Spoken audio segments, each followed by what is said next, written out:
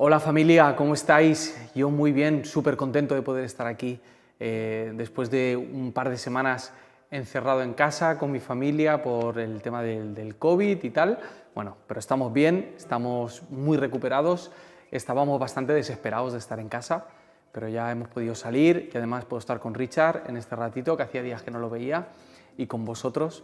Así que contentísimo y contentísimo de poder compartir este ratito con vosotros. Os recuerdo que estamos leyendo la carta de Santiago y estamos leyendo esta carta por un motivo muy específico. Cuando nos separamos, cuando nos distanciamos y salimos del ambiente espiritual o piadoso o cristiano en el que habitualmente nos desenvolvemos, tenemos la tendencia a olvidar las cosas, a perder las buenas costumbres, a empezar a incorporar malos hábitos, y con el paso del tiempo nuestras creencias empiezan a ocupar un segundo plano de nuestra vida, empieza a cambiar nuestra manera de vivir, y lo peor de todo, y creo que lo más complejo, es que empezamos a olvidar quiénes somos realmente. La carta de Santiago la escribió para un grupo de personas que por motivos de fe tuvieron que huir de donde estaban. Empezaron a ser perseguidos por su fe. Y esto es muy fuerte. Estamos hablando de un grupo de personas que tenían una manera de vivir tan radical, tan incómoda y tan desafiante para la religión de aquel entonces, para la política de aquel entonces, que se vieron en la obligación de tener que salir corriendo y tener que ir a otros lugares a vivir. Su manera de vivir retaba directamente la manera de vivir de los demás. Y estas personas tan ejemplares, estamos hablando de la iglesia primitiva, estamos hablando de la iglesia de la que todos utilizamos como referencia para compararnos y para examinar nuestro estilo de vida. Y estas personas con una fe tan ejemplar, parece que con el tiempo empezaron a olvidar cómo se vivía esta fe. Y no sería raro que esto nos estuviese pasando a nosotros, que te estuviese pasando a ti, y que quizá al habernos separado durante este tiempo, algunos estamos sin vernos físicamente desde marzo, al habernos alejado de algunas costumbres que solemos tener, que nos animan, que nos exhortan, que nos confrontan, estemos olvidando también a qué sabe la fe. Si es así, voy a decir algo que a lo mejor no os suena muy espiritual, pero os lo digo con todo mi corazón. No pasa nada, no pasa nada. Si de verdad sientes que tu fe se ha estado apagando durante esta época, si sientes que te has estado distanciando de Dios o de los demás, o que tu estilo de vida ha empezado a cambiar, no pasa nada. Es más habitual de lo que piensas. Es tan habitual que tenemos un término para ayudarnos a entender estas épocas. Se les suele llamar épocas de enfriamiento. Y son esas épocas en las que no sentimos la fe, no pensamos en la fe y a lo mejor no vivimos la fe como nos gustaría estar viviéndola. Y todos pasamos por ahí. Y probablemente durante esta época de cuarentena, de incertidumbre, de malas noticias, de cambios, de crisis económica, probablemente hayas pasado por esa estación del enfriamiento, no una, sino 2, 3, 4, o a lo mejor no has salido de ese espacio. Y permíteme que te lo recuerde otra vez, no pasa nada. No pasa nada. Para eso tenemos la carta de Santiago y otras muchas palabras escritas en la Biblia.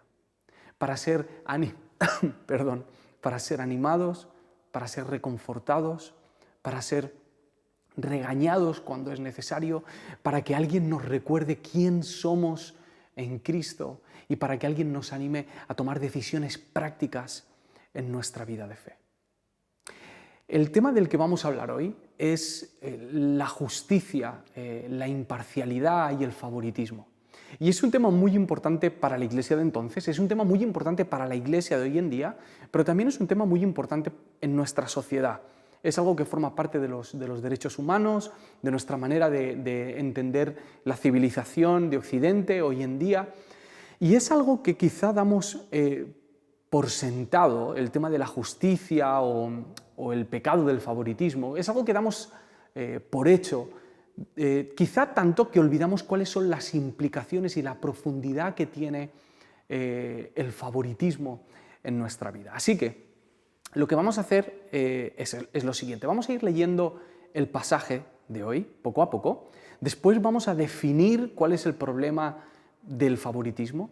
Después vamos a ver cuáles son las consecuencias o efectos del favoritismo en nuestra vida. Y después vamos a ver dos posibles finales de poner en práctica la justicia o de no ponerla en práctica. ¿Os parece? Así que vamos a ir al capítulo 2 de Santiago y vamos a empezar leyendo el primer versículo. Hermanos míos, que vuestra fe en nuestro glorioso Señor Jesucristo sea sin acepción de personas. Este versículo es muy importante porque nos va a ayudar a enmarcar el resto del texto, del párrafo que vamos a leer hoy. Porque el pasaje que vamos a leer, os vais a dar cuenta de que es muy tajante, de que es muy claro, de que Santiago va al cuello y tenemos que tener la suficiente sensibilidad para entender cuál es la intención que tiene el autor al escribirnos estas líneas. Porque la intención de Santiago no es ponernos una carga, no es poner encima de nosotros un yugo tan pesado que nos quedemos inmóviles, que nos parezca que es mejor idea quedarnos quietos y ni siquiera intentarlo, frustrados y sin fuerzas. ¿Qué va? Para nada, es todo lo contrario. Lo que Santiago va a hacer con estas líneas es intentar movilizarnos, es incomodarnos probablemente, pero para llevarnos a un cambio y a una toma de decisión. Y para empezar, Santiago apela a nuestra hermandad para decirnos algo. Esto es muy bonito.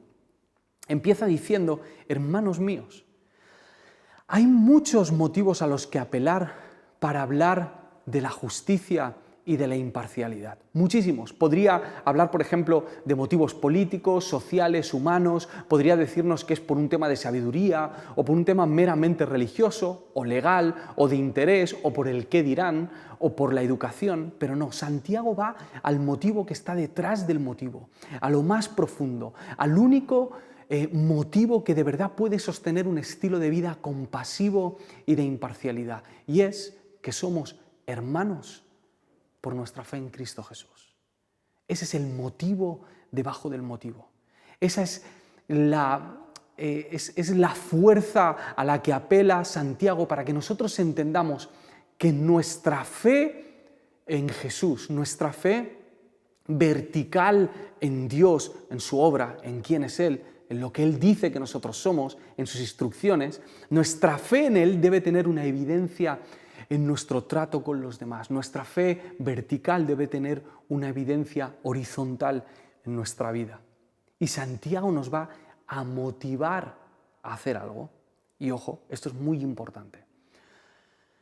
Nos va a llamar a hacer cosas, es decir, a poner en práctica cosas, a hacer obras. Y antes de intentar vivir y poner en práctica esas obras, tenemos que recordar algo, que somos hermanos en la fe en Jesucristo. Es decir, que lo que hagamos a partir de ahora no es para ganarnos el amor de Dios, no es para ganarnos el afecto de Dios, no es para convencer a Dios, sino que es fruto de lo que ya hemos recibido de parte de Dios. Es fruto de la fe que Él ha puesto en nosotros y de la misericordia que Él ha puesto en nosotros. Lo que está haciendo es recordarnos quiénes somos y qué se espera, por lo tanto, de nosotros. El versículo 2 dice, porque si en vuestra congregación entra un hombre con anillo de oro y con ropa espléndida, y también entra un pobre con vestido andrajoso, y miráis con agrado al que trae la ropa espléndida y le decís, siéntate tú aquí en buen lugar, y decís al pobre, estate tú allí en pie, o siéntate aquí bajo mi estrado, ¿no hacéis distinción entre vosotros mismos y venís a ser jueces con malos pensamientos? En esta comunidad había un problema, y el problema es que su fe les permitía tener favoritismo. No sé a qué conclusiones habían llegado, no sé cómo habían linkado esas ideas en su cabeza, pero ellos llegaban a la conclusión de que se podía tener fe en Jesús, de que se podía amar a Dios y de que podían tener favoritismo y tratar mejor a los ricos que a los pobres. Algunas versiones de este versículo empiezan diciendo, supongamos que, o por ejemplo, Santiago está sacando un ejemplo que parece que más que ser un ejemplo tirando de imaginación, está tirando de memoria. Parece que está recordando algo que ha pasado y que puede que a ellos ya les resulte familiar. Parece que en esta comunidad se mira con agrado a los ricos, se les trata bien, se les da un buen lugar, es decir, se les da un asiento importante, que era algo muy importante en aquella cultura. El lugar en el que sentabas te decía la importancia, la gloria o el honor que tú te merecías. Pero la cara del favoritismo, o la moneda del favoritismo, tiene otra cara, y la cara es la discriminación. Y es que no solamente estaban tratando bien a los ricos por ser ricos, sino que estaban tratando mal a los pobres por ser pobres. Antes de que saquéis alguna pega a lo que estoy comentando o de que se malinterprete el pasaje, me gustaría aclarar una cosa. Creo que todos estaremos de acuerdo al decir que es muy importante tomar decisiones acerca de con quién estamos y con quién no estamos. Todos somos conscientes de que hay gente que nos hace bien en nuestra vida y hay gente que nos hace daño en nuestra vida. De que si vas a contratar a alguien para tu empresa, lógicamente vas a contratar a la persona que esté mejor preparada. Y de que si vas a contratar, por ejemplo, a un conductor, no vas a escoger un conductor borracho para que te lleve a un sitio, o si necesitas un profesor particular para tus hijos, no vas a llamar a un profesor que tú sabes que es impuntual. Eso lo tenemos claro. Hay decisiones que hay que tomar, por ejemplo, profesionales, que se toman con criterios profesionales. Pero eso no es favoritismo, eso es escoger, es un movimiento sabio en nuestra vida y tenemos que tomar ese tipo de decisiones. El favoritismo es cuando das gloria o das honra y valor a una persona por el simple hecho de ser rico. Ese es el favoritismo del que está hablando Santiago. O de tratar mal a una persona o no darle honra y valor por el simple hecho de ser pobre. Eso es un prejuicio. El favoritismo del que habla es cuando mostramos amor, esperanza, amabilidad, perdón, cariño, generosidad, hospitalidad por la riqueza de los demás o por la ropa de los demás, o por la edad, o por el género, o por el atractivo, o por el coche, o por el color de su piel, o por su comportamiento religioso, o por su opinión política o doctrinal, o por su currículum, o por sus títulos. Y al revés, negamos todas esas bondades por la falta de todas estas virtudes. Hay que aclarar esto. Tratar bien a los ricos no está mal. Claro que no está mal. Santiago no está haciendo un llamado a que cojamos cóctel molotovs y vayamos a la casa de los empresarios. Eso no es la Biblia. La Biblia no hace ese tipo de movimientos políticos. Y Dios nos libre a nosotros de hacerlos. No está diciendo que está mal tratar a los ricos, está diciendo que está mal tratar bien a los ricos por el simple hecho de ser ricos y de tratar mal a los pobres por el simple hecho de ser pobres.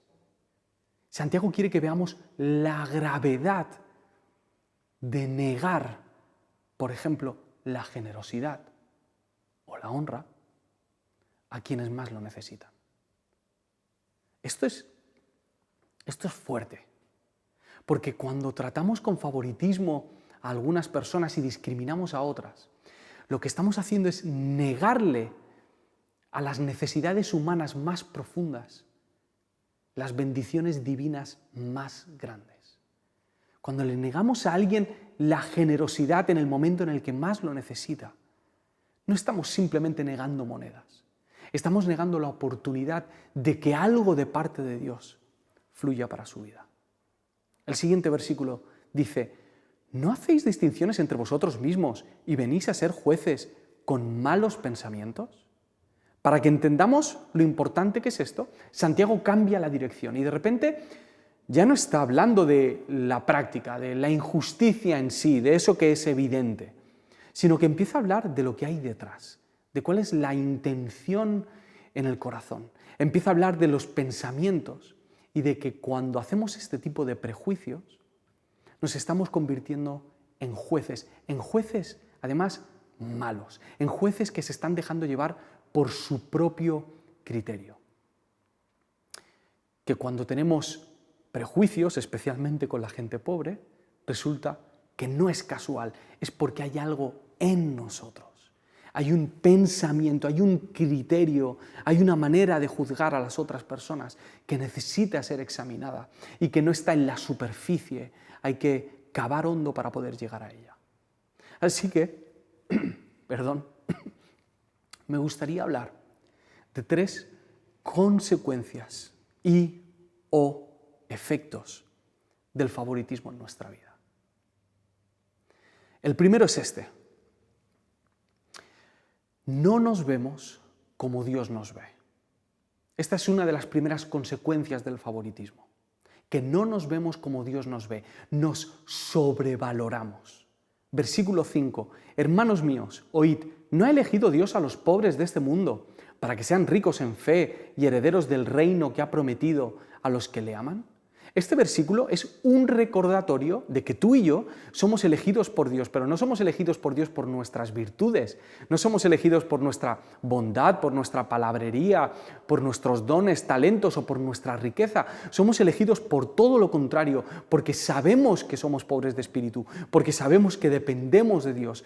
Y Dios ha extendido su misericordia sobre nosotros, no por lo que nosotros hemos hecho, sino porque a Él simplemente le ha dado la gana escogernos. Lo que está haciendo Santiago es recordarnos quiénes éramos. Si Santiago viviese hoy y escribiese este versículo y viviese en mi barrio, probablemente empezaría este versículo diciendo: a ver, amigos, no flipéis porque hace 2 días no erais nadie y ahora lo tenéis todo. Recordad de dónde venís. Recordad que vosotros también habéis estado en esa situación. Pero no solamente es que no nos vemos como Dios nos ve al sobrevalorarnos, sino que hacemos lo mismo al infravalorarnos. Muchas veces detrás de esa máscara de clase y de juicio, lo que se esconde es una comprensión muy pobre de quiénes somos ahora que Dios nos ha escogido.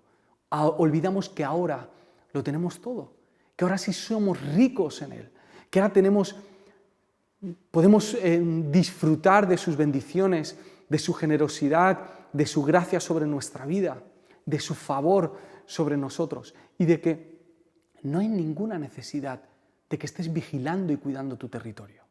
Nadie te va a quitar lo que Dios te ha dado.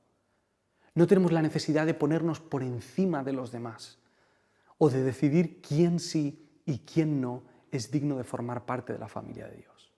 Santiago lo que está haciendo en este versículo es recordarnos el Evangelio. ¿Quiénes éramos antes de conocer a Jesús? ¿Y quiénes somos ahora que hemos sido escogidos? Y el favoritismo nos impide que nos veamos a nosotros mismos como Dios nos ve. Lo segundo que hace el favoritismo, la segunda consecuencia y efecto, es que no vemos a los demás como Dios les ve. Nuestro prejuicio es una herencia del favoritismo de nuestra cultura. No nos lo hemos sacado de la manga, es algo que vemos en nuestra calle, en la casa, en la tele, en el colegio, en la universidad, en todo lugar. Hay estudios que se inclinan a pensar que los seres humanos somos egoístas por naturaleza. Es decir, que solamente nos impulsa en interés, solamente nos interesa la supervivencia, el bienestar y el avance y el progreso de la especie. Pero hay otros estudios que dicen que es todo lo contrario, que los seres humanos somos seres muy solidarios y que somos capaces de dar a los más necesitados, de cuidar de los demás altruistamente por el beneficio del prójimo. Pero la solución final parece que es que no somos ni una ni la otra y somos las dos cosas. La filósofa española Adela Cortina dice algo muy interesante. Dice que los seres humanos somos seres inevitablemente reciprocadores. Es decir, que hacemos cosas por los demás, es cierto, pero las hacemos porque sabemos que podemos recibir algo a cambio. Por eso nuestra sociedad es una sociedad contractual. ¿Qué quiere decir eso? Que nos tratamos, nunca mejor dicho, basándonos en tratos, en pactos que hacemos, en hoy por ti y mañana por mí, en yo cumplo con mis derechos, pero el Estado tiene que cumplir con sus privilegios. Es yo te presto dinero, pero tú me lo vas a devolver con intereses. Lo interesante de esto es que nos lleva a actuar de la siguiente manera, que damos más a aquellas personas que sabemos que pueden devolvernos más. Y damos menos a aquellas personas que sabemos que no pueden aportarnos tanto en nuestra vida. Y eso deja a la gente pobre en una situación muy extrema y delicada. Porque ellos no tienen mucho que ofrecer, al menos aparentemente. Y los cristianos luchamos con estas dos visiones dentro de nosotros. Ver al prójimo como Dios les ve o ver al prójimo como nuestra cultura les ve. Cuando nosotros vemos a los pobres como les ve nuestra cultura, y les tratamos por el valor, vamos a llamarlo así, el valor de mercado, por lo que ellos pueden ofrecer, estamos haciendo algo tan antievangélico. Es tan antievangélico. Si el evangelio es la buena noticia, el antievangelio es la mala noticia. La mala noticia de que resulta de que en la iglesia se les trata del mismo modo que se les trata en nuestra cultura.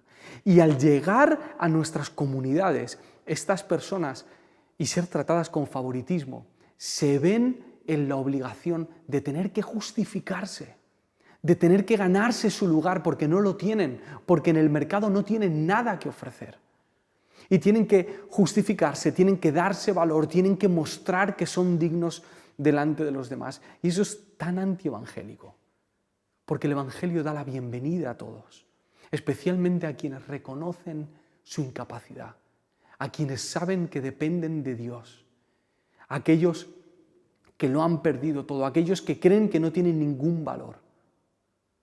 Y Dios les da valor por el simple hecho de que son sus criaturas. Este mundo da para recibir algo a cambio. Sin embargo, Jesús lo da todo sin esperar nada a cambio. El trato a los ricos y el favoritismo hacia ellos también es antievangélico. Cuando nosotros tratamos a los ricos por su valor de mercado, por lo que ellos pueden ofrecernos de vuelta, estamos haciendo lo mismo. Cuando les damos lugar de favor y de honra, lo que les estamos haciendo es que ellos crean que son más de lo que son, que su salvación depende de su estatus, de su clase, de sus gustos, de su opinión. Estamos fomentando la autosuficiencia, el orgullo y la vanagloria. Y eso tampoco tiene mucho que ver con el Evangelio. Y Santiago quiere que veamos la realidad de los ricos y de los pobres. La realidad, en el versículo 6, es que dice: pero vosotros habéis afrentado al pobre, ¿no os oprimen los ricos y no son ellos los mismos que os arrastran a los tribunales? Vale, está claro que no toda la gente que es rica es así, pero parece ser que estos ricos habían estado en conflicto con esta comunidad en algún momento. El sistema en el que vivían hacía que los ricos oprimiesen a los pobres, como sigue pasando a día de hoy. Y estos mismos ricos que un día les estaban metiendo en problemas, eran los mismos ricos a los que ellos luego daban lugar de honra y de gloria en sus comunidades. Y Santiago quiere que ellos vean la realidad del problema, que no tienen por qué estar tratándolos de este modo y haciendo favoritismo hacia ellos por el simple hecho de ser ricos. En el capítulo 1 dice otra cosa acerca de los ricos y los pobres que nos ayuda a entender esta realidad. Capítulo 1, versículo 9 dice: el hermano que es de humilde condición, gloríese en su exaltación, pero el que es rico en su humillación. Porque él pasará como la flor de la hierba, porque cuando sale el sol con calor abrasador, la hierba se seca, su flor se cae y perece su hermosa apariencia. Así también se marchitará el rico en todas sus empresas. Resulta que nuestro criterio acerca del rico y del pobre son pasajeros. Todas esas cosas a las que podemos dar valor en nuestra cultura un día terminan. Y la verdad, la única realidad, es que ambos, tanto el rico como el pobre, como el de clase media, como el supermillonario, necesita ser salvado, necesita la misericordia de Dios porque está perdido. Esa es la segunda consecuencia o efecto, y es que no vemos a los demás como Dios les ve. Y la tercera es que no dejamos que vean a Dios como Dios es. Y probablemente esta sea la más grave. Porque si tú y yo somos los herederos del reino, si somos hermanos en la fe en Cristo Jesús y estamos representando este reino, estamos representando algo más que a nosotros mismos, estamos representando al mismo Jesús. Y cuando mostramos favoritismo, ¿qué imagen de Dios estamos transmitiendo? ¿Cuál es la historia de Dios que estamos contando en nuestra casa, en nuestro colegio, en nuestra universidad, en las redes sociales? ¿Qué estamos contando acerca de Dios cuando nosotros tenemos favoritos y hacemos prejuicio? ¿Que Dios es como el Dios de nuestra sociedad? ¿Que juzga sin misericordia? ¿Que Dios solamente da porque puede recibir algo a cambio? ¿Que Dios solamente apoya a los que opinan como yo, a los que tienen mi doctrina? ¿Que Dios solo apoya al popular, al opresor? ¿Que los ricos sí se merecen a Dios, pero los pobres tienen que ganárselo? Dios no está haciendo un trato para recibir algo a cambio. Dios ama incondicionalmente y su amor es tan vasto. Su amor es tan, permitidme la expresión, tan absurdo, que entregó a su Hijo para que todo aquel que creyese en Él no se perdiese y tuviese vida eterna. Ese es el tipo de entrega que hace Dios. Pero ¿cuál es el tipo de Dios que le presentamos nosotros al mundo? Dios escoge a lo débil, a lo menospreciado, a lo necio de este mundo, a los perdidos y a los enfermos.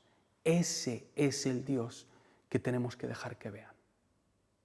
Esas son las tres consecuencias y efectos. Uno, que no nos vemos como Dios nos ve. Dos, que no vemos a los demás como Dios les ve. Y tres, que no dejamos que vean a Dios como Dios es.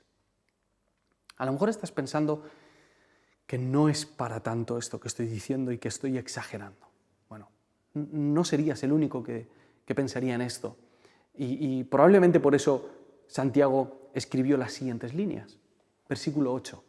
Si en verdad cumplís la ley real conforme a la Escritura, amarás a tu prójimo como a ti mismo. Bien hacéis. Pero si hacéis acepción de personas, cometéis pecado y quedáis convictos por la ley como transgresores. Porque cualquiera que guardare toda la ley, pero ofendiere en un punto, se hace culpable de todos. Porque el que dijo, no cometerás adulterio, también ha dicho, no matarás. Ahora bien, si no cometes adulterio, pero matas, ya te has hecho transgresor de la ley.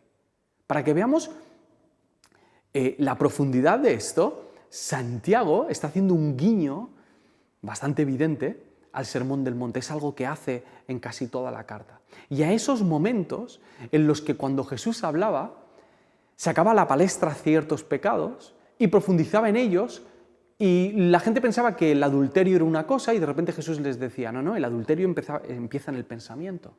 Pensaban que el asesinato era una cosa y Jesús decía, no, pero el asesinato empieza en el corazón y en las intenciones. Y del mismo modo, ahora Santiago hace un guiño a estos textos y nos lleva a entender que el favoritismo es un pecado tan grave como lo pueden ser los otros. Una iglesia que tiene el favoritismo como parte de su cultura es una iglesia que no se ve a sí misma como Dios le ve. Es una iglesia que no ve a los demás como Dios les ve. Y es una iglesia que no deja que el mundo vea a Dios como Dios le ve. Y una iglesia que no es capaz de verse como Dios le ve, de ver al prójimo como Dios le ve y de que el mundo vea a Dios como Dios es una iglesia que está ciega. Es una iglesia que no ve justo lo que tiene que ver. Y no solamente es una iglesia ciega, es una iglesia que no da luz. Y no solamente es una iglesia que no da luz, es una iglesia que se convierte en una piedra de tropiezo para los demás. Me gustaría terminar leyendo el último versículo. Y este versículo habla de dos posibilidades, de dos maneras de vivir y de dos posibles finales. Y aunque os puede resultar un poco incómodo cuando lo lea, os voy a pedir, por favor, que lo escuchéis atentamente y que aprovechéis estos minutos para examinaros. Que miréis vuestra vida y veáis cuál es el camino que estáis escogiendo y cuál puede ser el final de esos caminos. Versículo 13. Porque juicio sin misericordia se hará con aquel que no hiciere misericordia. Y la misericordia triunfa sobre el juicio. Os lo vuelvo a leer. Porque juicio sin misericordia se hará con aquel que no hiciere misericordia, y la misericordia triunfa sobre el juicio. Este versículo recuerda a otro versículo del Sermón del Monte, en el que Jesús dijo: porque con la misma medida que midiereis, os será vuelto a medir. La primera opción es la de no mostrar misericordia, la de no confiar en el juicio de Dios, convertirnos nosotros en prejueces, en malos jueces y en acabar siendo juzgados. Si no estás viviendo con misericordia,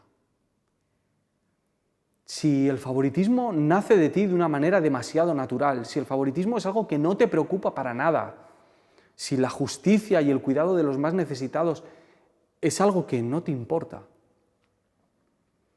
debes replantearte si de verdad eres un seguidor de Jesús. Debes replantearte si de verdad has entendido la misericordia de Dios.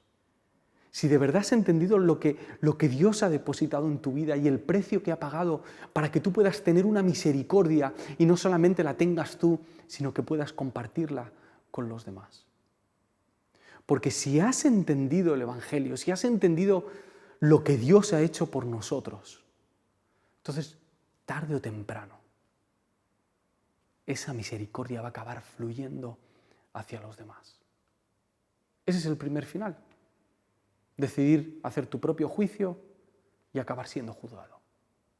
Y el segundo final es justo todo lo contrario. Es decidir confiar en el juicio de Dios, no prejuzgar, no vivir con favoritismos y hacer misericordia, especialmente a los más necesitados. Y cuando eso pasa, resulta que la misericordia viene de vuelta de parte de Dios y que la misericordia triunfa sobre el juicio. ¿Qué manera de acabar este párrafo? La misericordia triunfa sobre el juicio. Deja que esa misericordia que Dios ha puesto en ti fluya y rompe el ciclo de la injusticia en el nombre de Jesús.